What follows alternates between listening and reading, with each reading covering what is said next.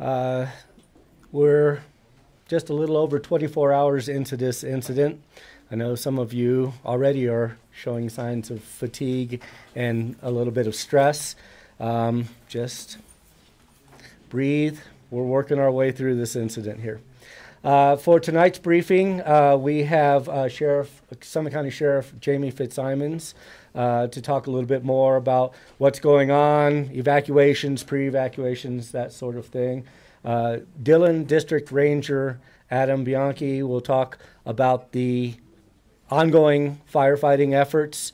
And then we have, I'm sorry, who else? We have Commissioner Tamara Pogue to talk a little bit about the county's efforts. Oh, and some VIPs who are available. At the end of this session, we will open it up for some questions. So we have people including Incident Commander Eric White. He's the Type 3 Incident Commander for the U.S. Forest Service, who is managing this fire right now. We also have our Deputy Chief, John Wilkerson. So with that, I will hand this off to Sheriff Fitzsimons. Thank you, Steve. You'll need to pin that to your... I'll grab it. Okay. I don't think we'll both fit back there. Yeah. Good evening, everybody. Thank you for coming. Before I get into this evacuations, I just want to, thank everybody for the tremendous community support, as well as your faith in us, right? That we're going to keep you guys safe and get through this, as Steve Lipsher said. This morning I told you that I got a call from Colorado Department of Public Safety Executive Director Stan Hilke, who, promised whatever assets we need to fight this thing, which came through for us today. Thank God. And this afternoon I got a call from Congressman Joe Neguse, who also just restated that he's here to support this community and anything that he can do from the state level to help us, to let him know. So it just shows you that we do have support from the outside too. It's not just you guys supporting us, but we're getting support from the outside, and it's all a tremendous help to us. It boosts morale and efforts and keeps everyone in a good spirit. So keep good thoughts. The weather came in.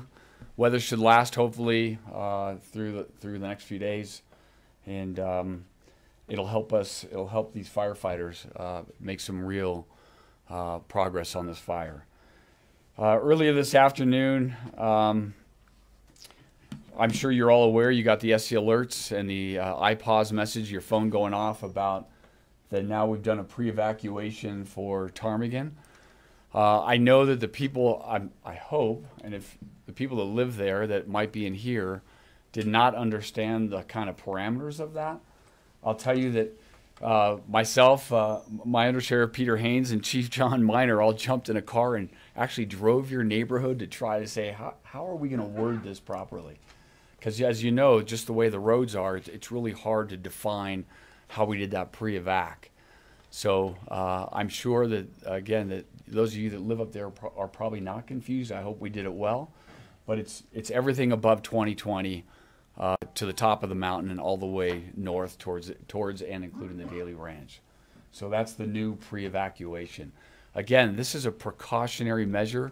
This is after I sit down with our partners, our federal partners, and we discuss fire weather, what's going on with the activity, resources, and just how close that fire might be to Ptarmigan. So again, it's out of precaution. And the fact that when we do it this way, we can do it slowly, we can do it without panic, and you guys are able to get out safely, slowly, and to where you need to get and make the arrangements you need to. So that's the pre-evacuation for Ptarmigan. We're continuing with credentials out here in the back. They're going to do it till 8 o'clock tonight, and then they'll reopen here at 7 a.m.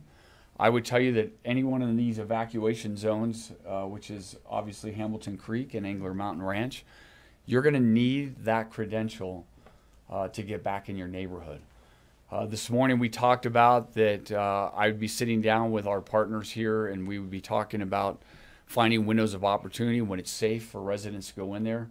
Again, on a small window, a temporary basis to go grab something you may have left behind, whether it be medications, whether it be a pet, whether it be some clothing or mementos, whatever it is. We have identified a time for tomorrow morning.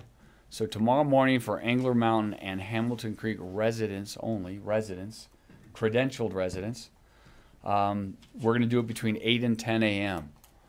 And there'll be two places you can enter. You can enter Angler Mountain the way you normally do, through your entrance off Highway 9 in Hamilton Creek, going through your entrance by the elementary school. We'll have two different checkpoints where they'll be looking at your credentials. And the reason why this window is so short is for two reasons. Fire activity is obviously real low in the morning, so we're not too concerned about wildfire behavior up there while you're in there. And also, it gives us that short window before the aircraft start again. We don't want you up there with, you saw the air show today, I'm sure. It'll be there again tomorrow. Partners here will talk about that. But we want you in and out before that happens. It's not safe for you guys to be in there with all that aircraft. So again, 8 to 10, please help me help you. Honor those hours, honor that window. We will look for we'll continue to look, I should say, for opportunities to go back in there should you need to. But that's your window. You'll need credentials that are there in the back. I think that's all I got. I just want you all to keep in mind that this is a team effort between myself, Town of Silverthorne, Silverthorne PD, all of our police departments up here are helping with the evacuations. The sheriff's office, there's no way we could do it alone. County government obviously is tied with us. Our state and federal partners. There's so many people involved here. So many people that are trying to put this fire down and keep you guys safe, keep your property safe. Just continue to please help us help you. So that's all I got. Thank you.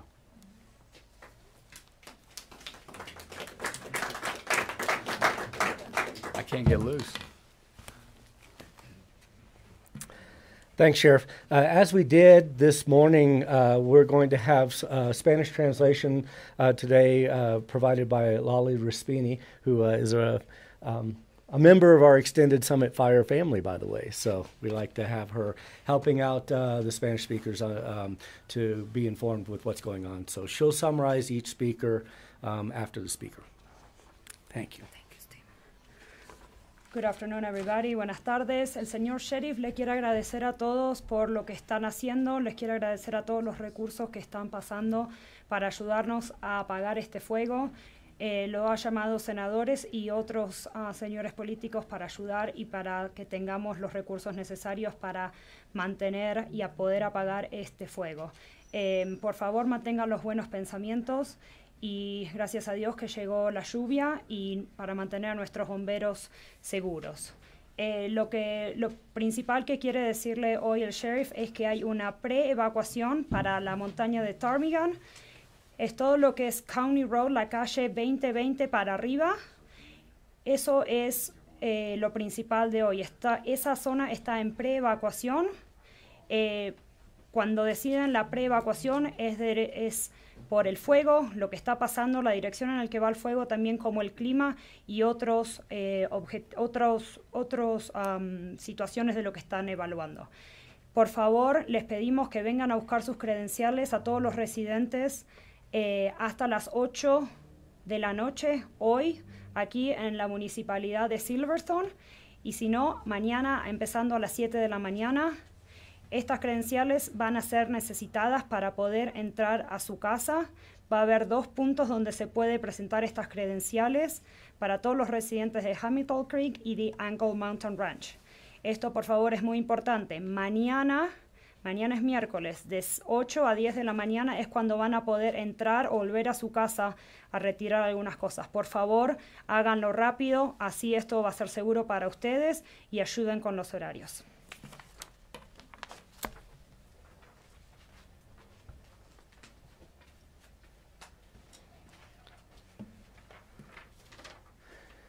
Great, thanks, Lolly. A couple of notes for those of you who are seeking more information. Just want to remind you that we do have a public information hotline with live people answering the phone during the days into the evenings. That number is 970-668-9700. If you've got specific questions that don't get answered in this meeting. The sheriff reminded me also that to follow social media of the various organizations involved. We are all trying to share and cross-post social media. There is no wrong channel. If you look on Summit Fire and EMS's Facebook or Twitter feeds, or the county's Facebook feed or website, or the Sheriff's Department Facebook feed, you're going to get the up-to-date information. However, also, if you have not already signed up for Summit County Alert, please do. Those are the free text and email messages. You can do that at scalert.org. Monitor those messages, because things like, hey, we're going to open the evacuation area to credentialed people for 2 hours in the morning, you'll get those types of messages and be told about what's going on there. And then finally, you should know that we intend to continue these meetings for the foreseeable future. So we will try to do one again tomorrow at 11 a.m. and another one at 6 p.m. Until we get to the point where the threat is diminished and the interest wanes. So with all of that, let me bring up District Ranger Adam Bianchi to talk about the firefighting efforts today. Oh, okay. Sorry, Lolly should translate what I just said. Por favor, si tiene alguna pregunta en que hoy no estemos contestando, puede llamar a una línea de teléfonos, el 970-668-9700. Otra vez ese teléfono es 970-668-9700. Están las personas contestando los teléfonos. Por favor, llame con cualquier pregunta. Por favor, sigan las páginas de internet de cualquiera de las organizaciones gubernamentales que tenemos. Puede ser de cualquiera de las municipalidades, de Summit Fire EMS del condado. Y por último, también les queremos pedir que por favor, si todavía no se registró en lo que se le llama SC Alert, que por favor vaya a la página del condado summitcounty.gov para anotarse y registrarse para las alertas. Estas reuniones como la de hoy van a seguir mañana a las 11 de la mañana y también a las 6 p.m. hasta que se necesiten.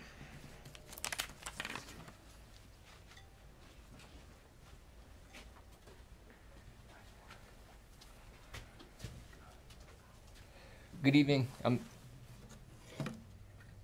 Adam Bianchi. This one. I'm Adam Bianchi. I'm the district ranger here for the Dillon Ranger District of the U.S. Forest Service. First off, I know many people in the room, are displaced through this fire. So I just wanted to say thank you for your patience and understanding as we continue to do our best efforts to get you back in your homes as soon as possible. Today actually was a pretty good day with the precipitation that we had. This morning, it was a really good start to the day. We had 3 heavy Type 1 helicopters that were on scene. We used a very large air tanker for drop retardant. We have 6 structure engines as well that are roving the neighborhoods. And we had a suppression module of 7 individuals that were up on the fire line, helped kind of directing a lot of the air resources. We roughly around 1 o'clock today, when the precipitation started to happen, we decided to set a lot of the air resources down due to safety, and just relied heavily on the precipitation to help kind of keep this fire in check. Since about around noon, we did a multi-mission aircraft, flew the area to look for heat signatures, and picked up the new fire perimeter for us. So this is what you'll see on the map here to my right. The red was the previous fire perimeter as of last night around 10:30, and that was mapped roughly around 17 acres at the time. The yellow is around noon today was the new fire perimeter, so it grew to be according to that flight to be 83 acres. So since about noon, this early afternoon, the fire has grown a bit, but we have not flown it since. So I would say it's kind of between that 85 to 100 acres at this moment. We really focused our efforts on the western flank and the south, the heel of the fire. We really were concentrating to make sure that the fire was not moving down into the subdivisions. And you can see there that we were successful. The fire did not grow there. It actually grew more to the east and to the north. So we were pretty happy with those efforts today. And into tonight, we do not have resources currently onto the fire just due to the weather. We do have structure engines that will be working into the communities throughout the night, just in case if they are needed. And we'll reevaluate coming in the morning. It's looking like precipitation will not be coming until mid-afternoon or so. So that'll give us all morning to hit it hard again with the same air resources that we had today. So that's 3 Type 1 helicopters, 1 Type 3 helicopter. We can get the very large air tankers as needed. And we've got 2 hand crews, 2 20-person hand crews that will be showing up in town here this evening that will also engage the fire. So we're feeling pretty good. The good thing about this precipitation is really kind of kept things in check, but it will not put this fire out. It's going to be a little bit of a process still for us to contain the fire, but it is doing its job for right now, and we're looking forward to tomorrow afternoon to get more precipitation on the fire line. That is probably the newest news since this afternoon, and very similar to what the sheriff said. That's been very much appreciative of all the support we've had, the Forest Service has had between the town of Silverthorne, Sheriff's Department, Summit County, state.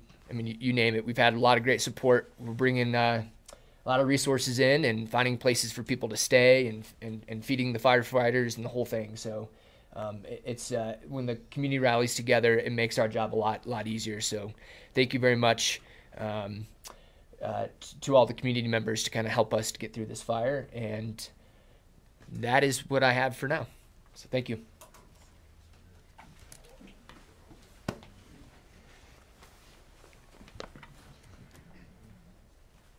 Ok, el señor Adam Bianchi les da las gracias por su paciencia. Les quiere agradecer a la lluvia porque nos ayudó mucho con el fuego hoy. Hasta las 1 de la tarde tuvimos 3 helicópteros en la zona, también 6 camiones de bomberos para cuidar las estructuras. A la 1 de la tarde llegó la lluvia y dejamos que la lluvia haga su trabajo. Aquí están las zonas de 17 acres en la zona roja, y en amarillo está lo que fue el parámetro a las 12 de la tarde. El fuego ha crecido y está entre las 85 y las 100 acres, pero lo bueno es que la lluvia nos ayudó hoy. No creció mucho, y cuando creció se fue para el norte y para el este. Estamos contentos con lo que hemos hecho hoy, y mañana vamos a seguir haciendo lo que hicimos esta mañana. Vamos a usar los helicópteros. También estamos esperando 2 grupos de 20 personas de bomberos que van a ayudar en el fuego. Así que estamos muy contentos con eso, y después seguramente que va a volver otra vez la lluvia y analizaremos en ese momento qué vamos a hacer. El señor Bianchi también les quiere agradecer a toda la comunidad, a las comunidades y a todos los recursos que han llegado aquí para poder mitigar este fuego.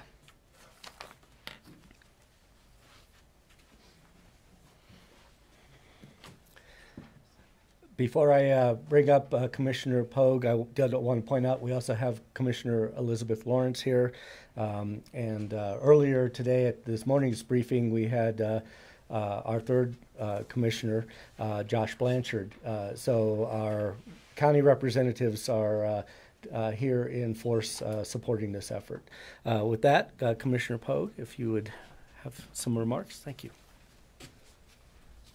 Thank you, Steve. I want to start tonight by offering my deep empathy and condolences to all of you who have been displaced from your homes. I can't imagine how hard this must be for you, and I am very grateful to your partnership in this process as we do our best to move our community through this.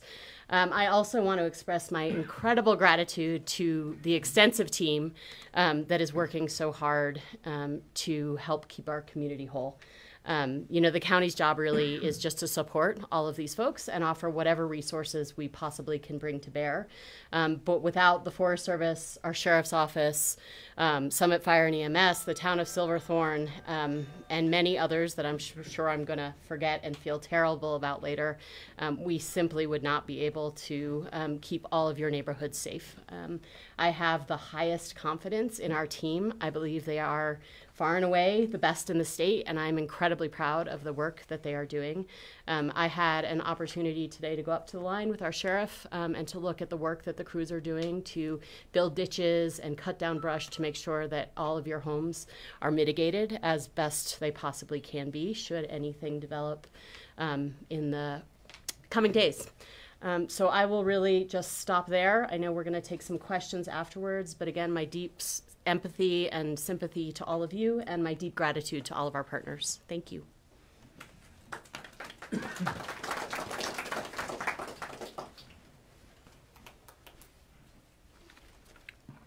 La señora Tamaga Pog le quiere agradecer a todas las organizaciones, tanto al sheriff como a la municipalidad de Silverthorne, como también a Summit Fire EMS y a todos los recursos naturales por toda la ayuda. También les quiere dar las gracias y también proveerles su propia gratificación y empatía por todo lo que está pasando. Todos los residentes de aquí de Silverthorne, así que muchísimas gracias por eso. Y también ella está muy orgullosa de todo lo que se ha hecho. Hoy pudo visitar la zona y pudo observar cómo se fueron construyendo los pozos para proteger las estructuras y está ella es muy confidente de que todo esto va a poder protegerse y todos los recursos están en su lugar.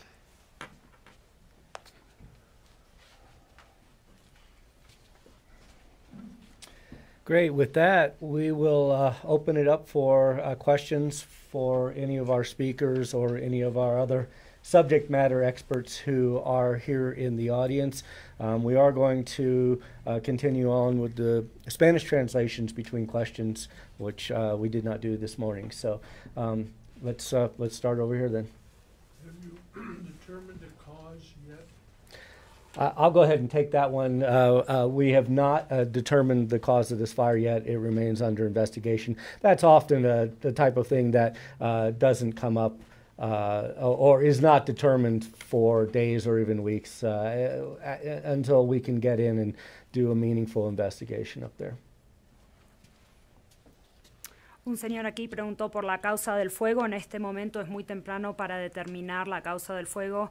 Tenemos que hacer una investigación para eso.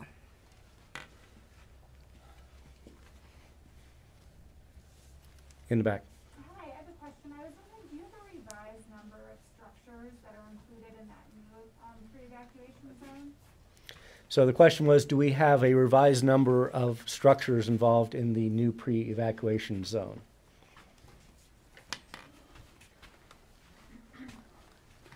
Thanks for the question. I do. We're up to a total of, in evac and pre-evac, 536 homes. In the new one? I'm sorry? Total. Total? Evacuation and pre-evac. That was like 6 something earlier. I would tell you that they're fine-tuning these numbers all the time. These are the latest numbers I have. Yes, ma'am. Since we're talking pre-evac, there are 4 homes directly east of the Daly Ranch that has that little sliver of national forest between them. Are we or not under pre-evac or yes? I mean, we're east of the Daly, but. You're east of Daly. Yeah, no. Okay. You're Okay. east of Daly, but above 2020 or below? Above. So you would be. Okay. Because it's not, so if you could update that map would be great, so when we look, because my neighbors are asking me. Yeah. So thank you. So that's why when I was saying earlier, we tried our best because as you know, you live there. The way the roads are. Well, this is actually on the Dillon side, but it's not that far from the Daily. From the daily side, Yeah. right? So, Okay. thanks. Let's pause for a moment and we'll Oh. do the Spanish translation. Thank you.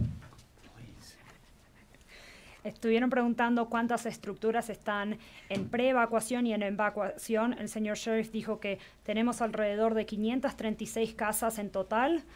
Y una señora aquí preguntó de unas casas que están al este del rancho Daly y el sheriff le está diciendo que sí, que ya están en evacuación porque están arriba de la calle County Road 2020.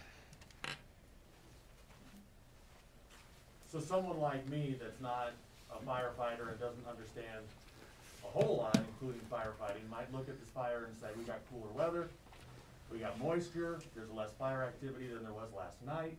So why are there more pre-evacuation orders tonight and evacuation orders than there were last night?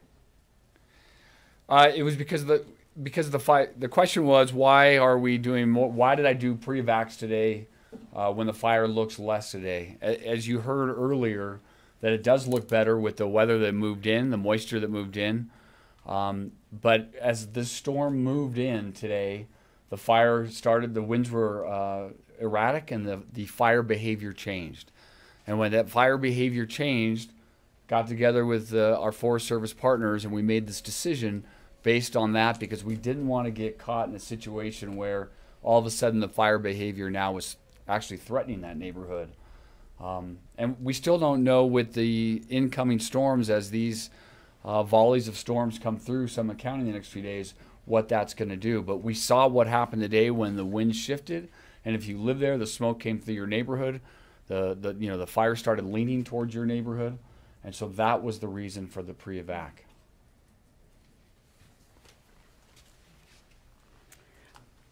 Una de las preguntas es alguien que no entiende del fuego y que no es bombero, no entiende por qué hoy se hicieron más pre-evacuaciones y evacuaciones.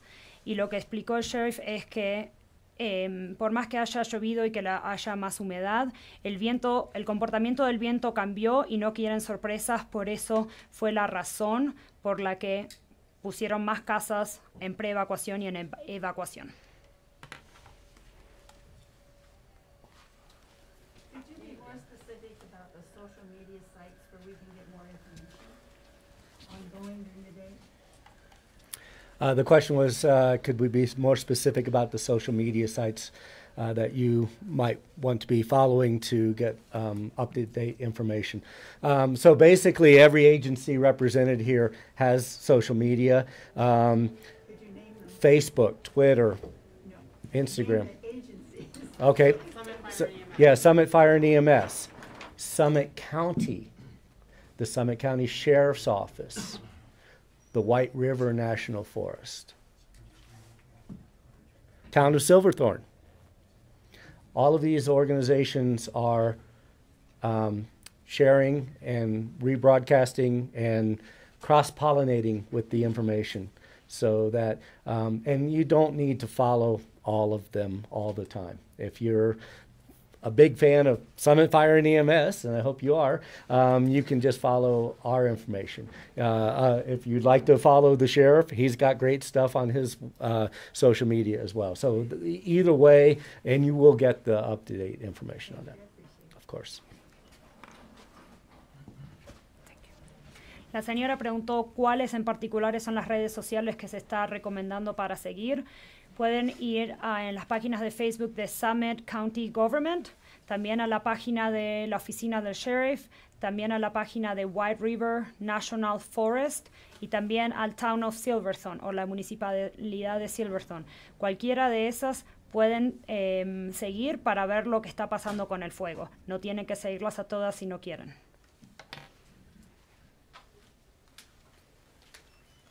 I just wondering, what do we need and where do we get the credentials to go back tomorrow morning? What do you need to get back into the neighborhood? So back in the back of the room there, they're credentialing people, and they'll give you a card. with So the, this is the only location? this is it. Okay. Yep.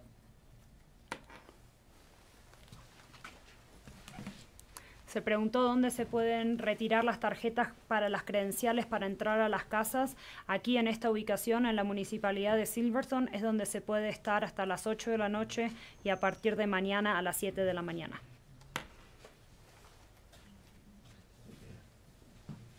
Hi, first of all, I'd like to express our sincere thanks and gratitude to all of the entities and their efforts in trying to protect our properties. My second, or my question is there any containment on this? So right now we're not. Hey, showing- Eric. Eric, Would you come? come on. Come on, Eric.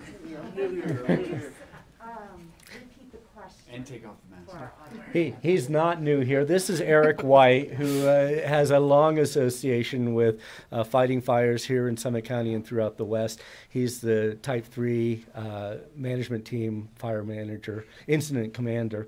And the question was, is there any word on containment? Hi, so thank you for that question. Great question. Right now, we're not showing any containment on the fire. You know, it has been described, there's a lot of challenges that we're facing.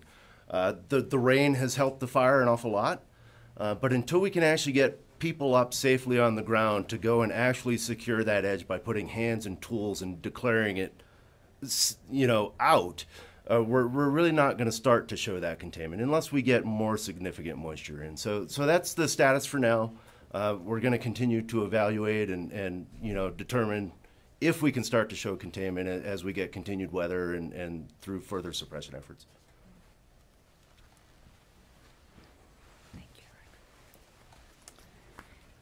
El señor Eric es el comandante del incidente y lo que una señora preguntó es si hay algún tipo de perímetro de contenimiento para el fuego. En este momento no lo hay, es muy difícil decir eso ya que no se puede poner a la gente todavía en el fuego. Tienen que llegar los diferentes grupos para ayudar con eso. Realmente que la lluvia ayudó, pero todavía es muy difícil de saber si el tamaño y no el tamaño, pero disculpen, el contenimiento. Two questions, one more for Eric White, I'm sorry, if you don't mind. Is there any logic to allowing the fire to continue to burn up into the beetle damaged tree area to, you know, take some of that fuel out? Because it appears if the fire is moving upward, is it moving toward an area where it's safer, where you're hitting tree line? I mean, is there a potential to let some of this burn to eliminate some of those fuels? You know, yes, there is some logic to that. The primary logic that's driving our actions right now, however, is the values at risk, right? And the limited amount of resources that we have and that we're able to get. You know, due to the timing of the season, fire activity elsewhere in the county, getting some of the higher qualified national resources is a bit of a challenge. So as we start to look at that, we need to choose where we're going to focus our actions. So where we're focusing our actions now is where the values are at risk are. You know, we also need to look at the safety of the firefighters that we're putting on the ground. And to send them up into that beetle kill timber it's very dangerous, you know, unless we can get some help in terms of falling some of the snags and so forth. You know, from a fire ecology standpoint, a lot of this forest, frankly, could use some fire in it, in those beetle kill stands. So there is logic to it for that reason. However, that's not really what's driving our decision making right now. Current conditions, ideal world, you know, we would suppress this fire fully, and we are working towards that end. However, you know, due to those safety concerns is why we're kind of letting it move off to the east there.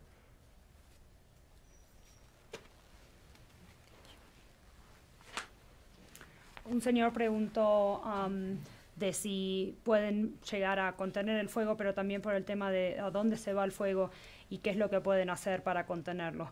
El señor Eric White lo que dice es que tenemos los recursos limitados y están realmente poniendo los recursos donde hay cosas de valor y también donde sea seguro para los bomberos.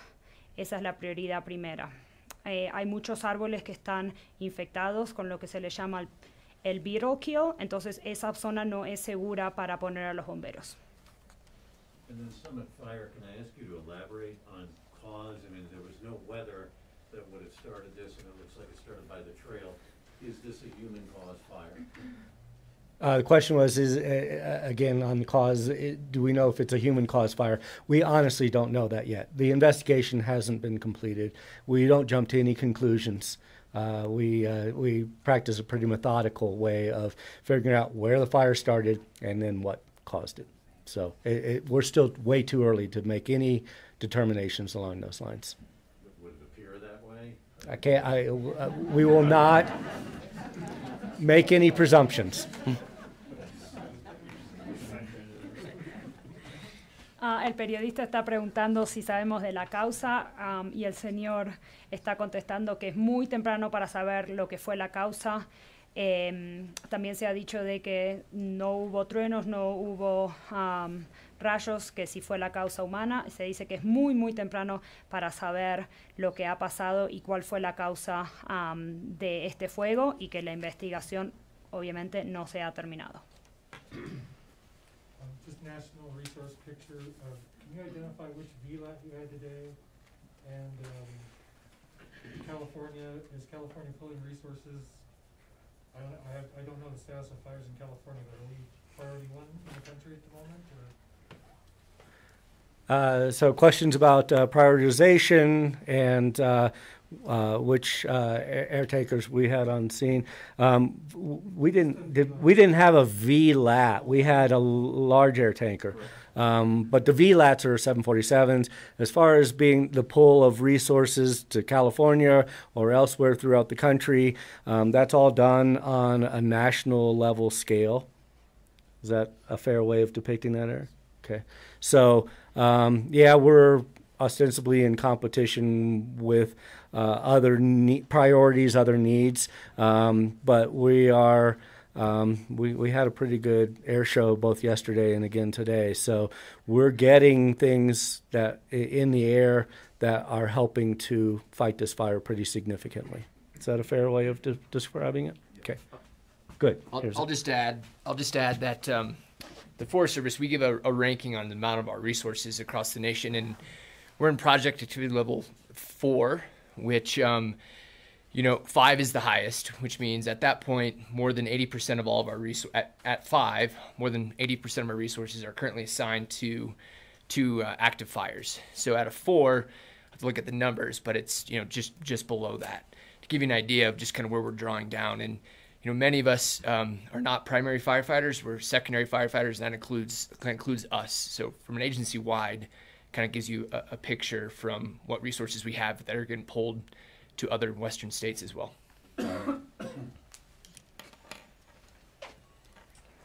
Se ha preguntado de dónde están los recursos y si somos la prioridad número 1 en el país. Hoy en día los recursos se envían a nivel nacional. Ellos son los que deciden, depende del nivel. Hoy estamos en el nivel 4, el nivel 5 es el más alto. La agencia del Forest Service es la que estaba recién hablando y lo que están diciendo es que estamos otra vez, como dije, en el nivel 4, el más alto es el nivel 5 y depende del nivel y depende de las agencias nacionales es de que envían los recursos. I'll tell you what, at this point, let's wrap things up for the evening. Again, if you've got specific questions that haven't been answered, we do have resources available. You can call our hotline. I believe we're going to be staffing it until 10 p.m. The hotline, which is 970-668-9700. I think you missed one over here. Okay, I'm sorry. Quickly, can the community bring sandwiches or resources to those who are fighting the fire? And if so, what's the procedure? That's a great question, one that comes up pretty regularly. Can the community donate food and other items, and what is the procedure? Truth be told, The firefighters on the line are getting fed and have shelter and all the accommodations that they need. I would direct you to the American Red Cross if you wish to make donations. Locally also, the Family and Intercultural Resource Center is offering a food pantry, and you can donate to them when they are accepting donations. So, but thanks for the question. It's really hard for line firefighters to be able to accept food for a number of reasons, and they get provided for. So thank you for that.